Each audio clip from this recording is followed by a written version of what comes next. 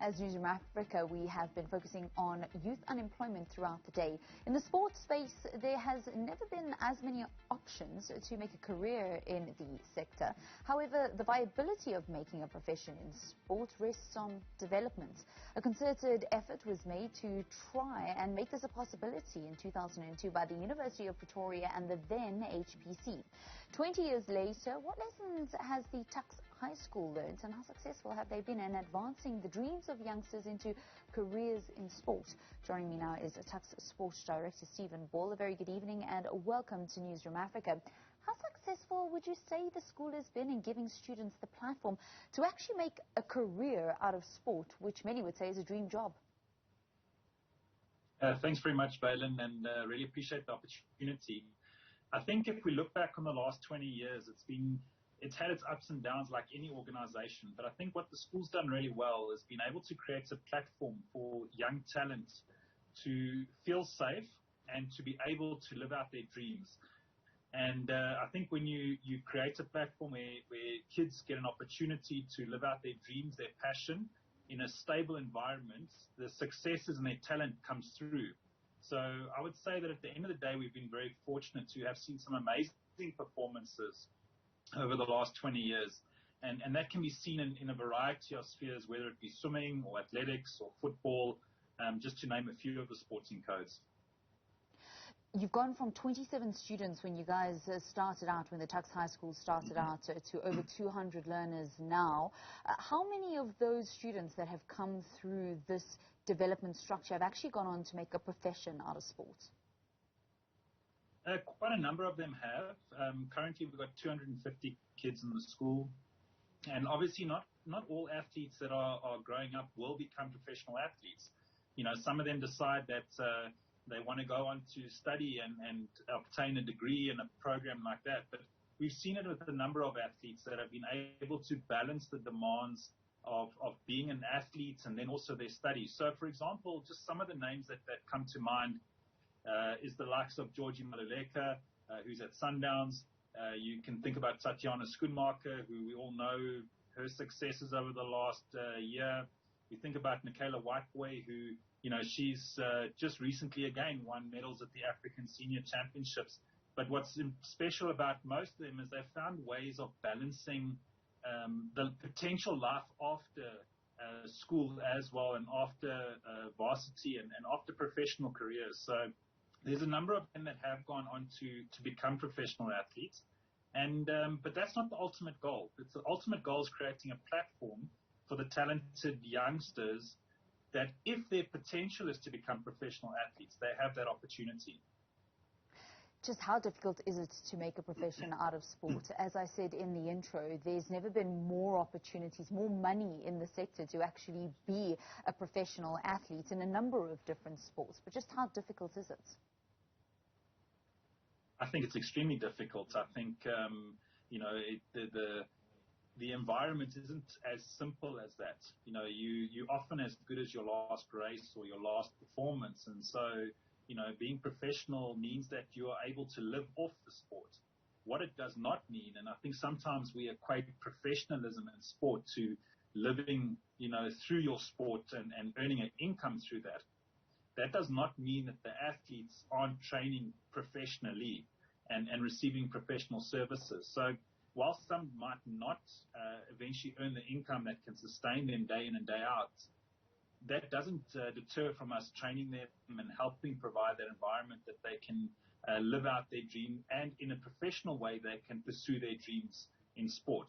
But I think the sporting sector is a difficult place, and it's very sport specific. You know, in some of your smaller sporting codes, it's not as easy to be a professional athlete and earn a living from it.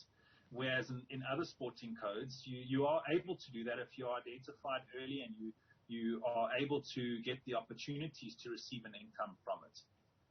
Is it a viable career option for the youth?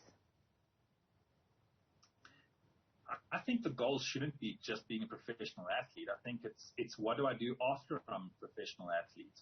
So, you know, for us and being in a university environment, it's important for us to be changing the narrative that the end goal is not to be a professional athlete.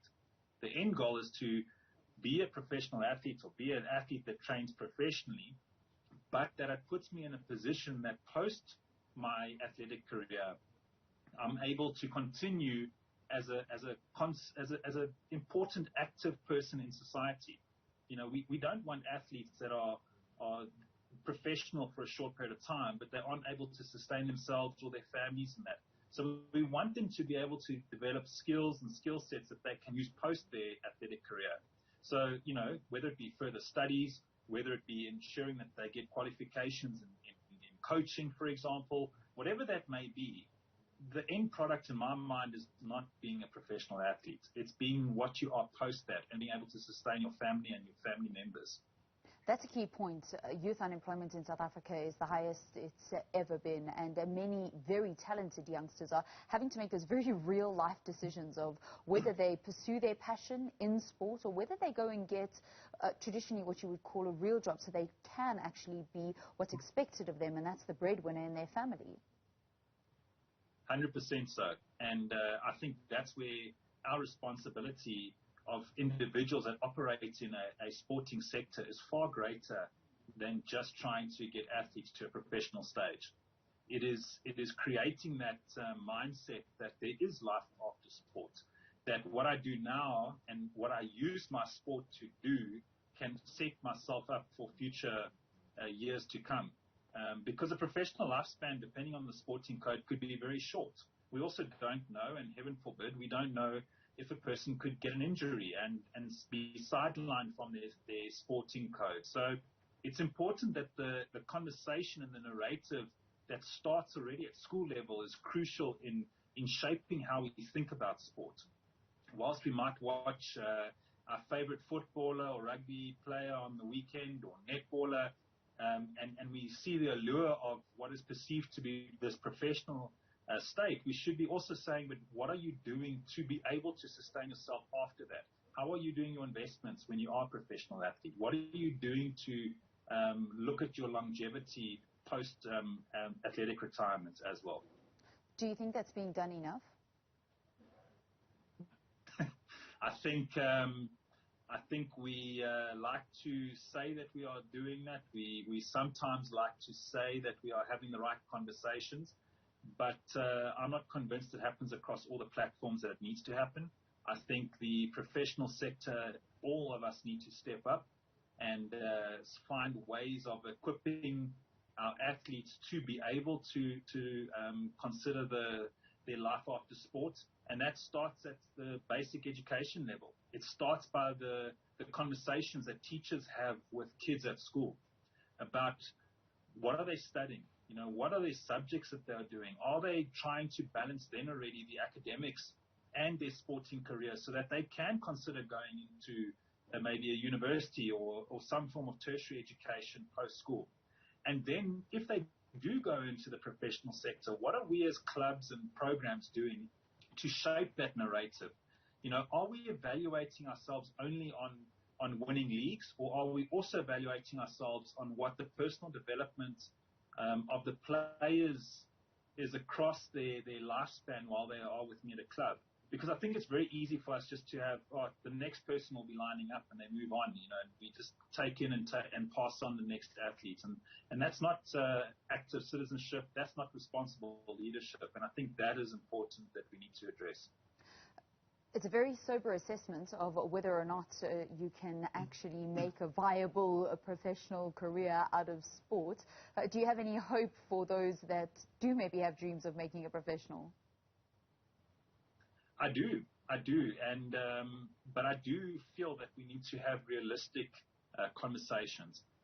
There are definitely athletes that can make it. There are definitely athletes that will become professional athletes. I think what we do need is we need a better collaboration between the commercial sector, government sectors, and also universities, and finding those balances to create the opportunities for athletes to be able to be professional athletes. If you own a club, for example, I think part of what you should be evaluated on is what are you doing to create professional, well-rounded individuals? If the person is going to be a professional athlete and make a living off it, that's the best, scenario of it. But even when they are doing that, are we shaping the conversation about how they save their money, they invest their money, they invest their resources? But I definitely think there's an opportunity for professional sport, most definitely. I do think it's in a recalibration phase post-COVID. We need to acknowledge that, but we also need to acknowledge there's some smaller sporting codes that have amazing athletes that need to be invested in. Tuks Sport Director Stephen Ball, thank you for your time here on News at Prime. It continues after this. Do stay with us.